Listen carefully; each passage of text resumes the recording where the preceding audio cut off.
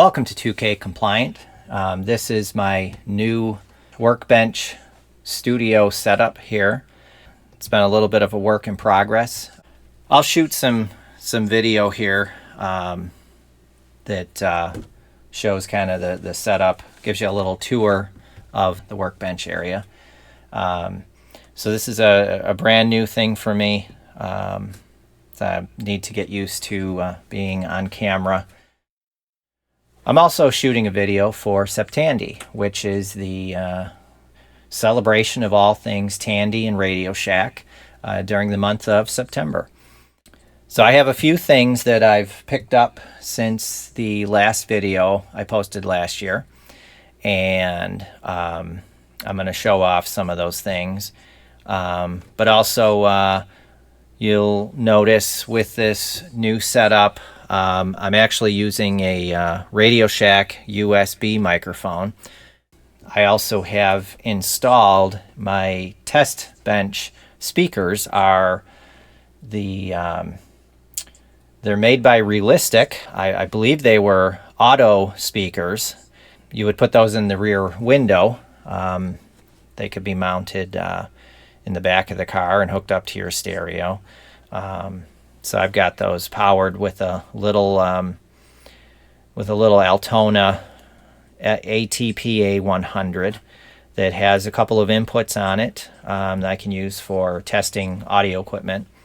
I can plug the computer audio into it or anything else I've got here. It's got RCA and an 1/8 inch jack, stereo jack, which is nice. So those are permanently mounted.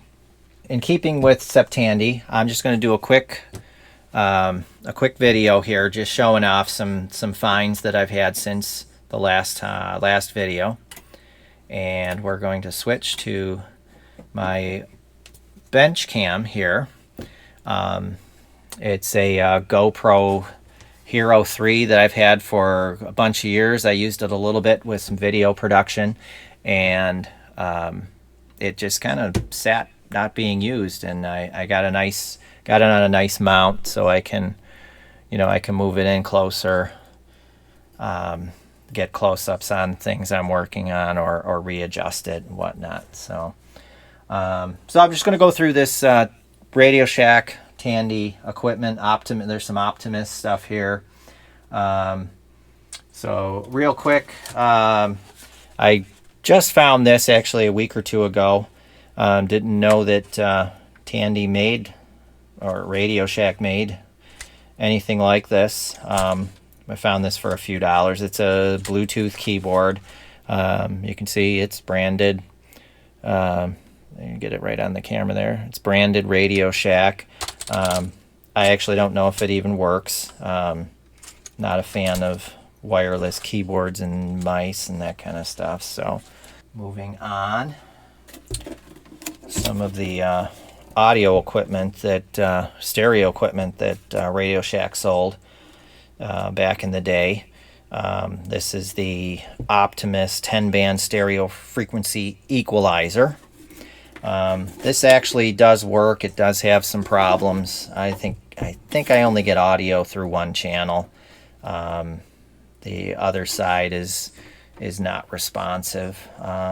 But the LED and the spectrum display does work. But this is a future project. It's in rough shape. Obviously had something fall on it. So, but this will be a future project. So this I found during the winter while thrifting. It's a Realistic CD 1500 compact disc digital audio player. This is pretty cool. You can see it was manufactured. Let me turn this around here so you can read it. Manufactured June of 1987. This does work, which is really incredible for a CD player of that era. The tray does have a little bit of trouble, but this is another project. I'd like to get this fully restored. just as a fun piece from a great Radio Shack era. So, and a couple more things I have a lot of here. Actually, this is the second Tandy branded 5 1/4 inch floppy disk drive or floppy disk holder, in pretty decent shape. This is number 2 in my collection, if you will. And then I found not too long ago an actual Radio Shack labeled floppy disk holder. This is pretty cool because in the bag, I don't know if these are original to the box, but the original alphabetical labels and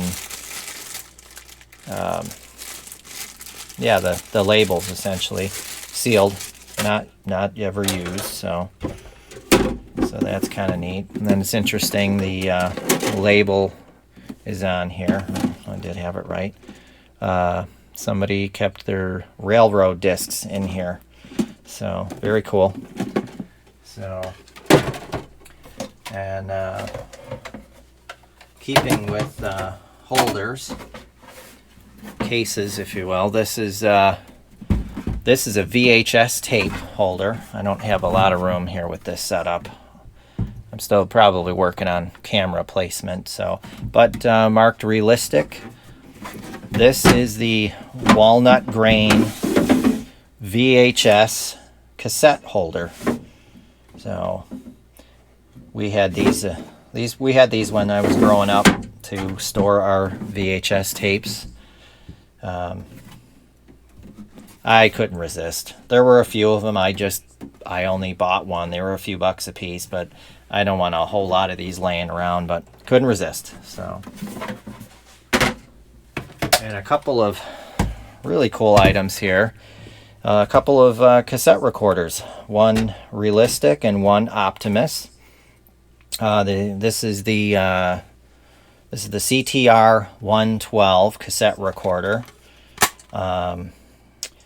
I believe, if I check my notes here, the 112 was manufactured, according to my Google search.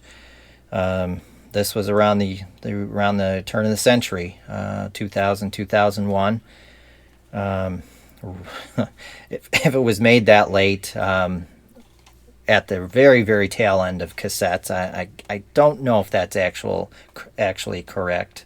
But you know, a post I found did list this as 2001. So the second cassette recorder is the CTR-71, and this is the older portable style with the speaker built in. Very cool. This was made, I believe, in the mid to late 80s. I believe Google search said year of manufacture was 1988 to 1991. I can't believe it would be that late. You know, it's catalog number, I don't know if you can read that. Catalog number 14-1051. Custom manufactured in Taiwan for Radio Shack, a division of Tandy Corporation. So, a couple of really cool pieces I found while doing my regular thrifting. So, and this is pretty cool. A Radio Shack pocket calculator. I found this at a garage sale and they gave it to me for free. So this didn't cost me a dime. So it still works, as you can see. I don't know if that's correct, but it probably is. So it's solar power with I know there's a battery in here. So, but it was free, so why not? This, I think, was something, the last time I did the video, I didn't find this for the last video, but it's just a a regular Radio Shack RF modulator. I probably actually bought this at a Radio Shack in the 2000s or the late 90s. This I would have used to convert video to RF and put it over coax. So yeah, not much use anymore, but you know, can't throw it away. So, and the last couple items here are really cool. The realistic TM-101 and 102 stereo AM/FM stereo tuner. This one was my dad's. I couldn't find it for the last video.